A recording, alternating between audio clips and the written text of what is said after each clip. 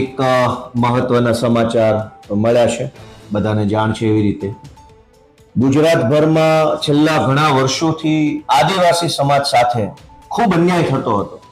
આદિવાસીઓની જમીન અલગ અલગ સરકારી પ્રોજેક્ટમાં પડાવી લેવી, આદિવાસી બાળકોની શિષ્યવૃત્તિ ખાઈ જવી, આદિવાસી વિસ્તારોમાં નકલી કચેરીઓ ખોલવી અને આદિવાસીઓ સાથે ભયંકર અન્યાય અને અત્યાચાર કરવામાં આવતો હતો. એવા સમયે 2022ની વિધાનસભાની ચૂંટણીમાં આદિવાસી સમાજ માટે એક આશાના કિરણ તરીકે ચૈતર વસાવા નામનો આગેવાન ઉભરી આવ્યો અને ચૈતર વસાવા 2022ની વિધાનસભાની ચૂંટણી જીત્યા પછી ધારાસભ્ય તરીકે ગુજરાતભરના આદિવાસીઓના પ્રશ્નોનું, પીડાનું, સમસ્યાનું સતત નેતૃત્વ કરતા આવ્યા છે.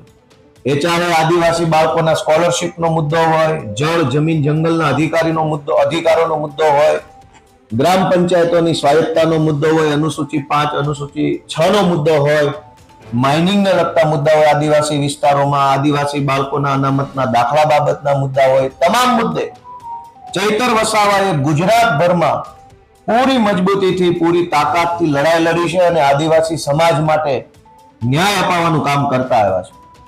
ભાજપે ચૈતર વસાવાને ઝુકાવવા માટે, ડરાવવા માટે, એને મનોબળ તોડી નાખવા માટે અનેક પ્રયત્નો કર્યા. ગૃહમંત્રીએ ડેડિયાપાડા જઈને અનેક સભાઓ કરી, પ્રધાનમંત્રી ડેડિયાપાડા આવ્યા, અનેક મોટા મોટા નેતાઓ ડેડિયાપાડા જઈ અને ચૈતર વસાવાનું મનોબળ તોડવા, ચૈતર વસાવાને તોડે પાડવા માટેની કોશિશ કરી. પણ ચૈતરભાઈ વસાવા બિરસા મુંડાના વારસદાર છે, વંશજ છે, કે ભાજપ સામે ઝૂક્યા નહીં અને એટલે ભાજપે સરકારી મશીનરીનો ખોટો ઉપયોગ કર્યો. એક સરકારી ખોટો ફરિયાદી ઉભો કર્યો, સરકારી પંચ, સરકારી વકીલ, સરકારી પોલીસ અને બધા સરકારી માણસોએ ભેગા મળી 2 વર્ષ પહેલા ચૈતર વસાવાની સામે ખોટું પ્રપંચ ઉભું કર્યું. ચૈતરભાઈને જેલમાં રાખવામાં આવ્યા અને જેલની અંદર પણ ભાજપ તરફથી એને એવું સામદામ કરવામાં આવ્યું કે ભાઈ તમે પક્ષ પલટો કરી લો તો તકલીફ નહીં પડે. પણ ચૈતર વસાવા ફાઇટર છે. એ આદિવાસી સમાજ માટે, ગુજરાતના લોકો માટે લડવા વાળો માણસ છે, ઝૂકવા વાળો નથી.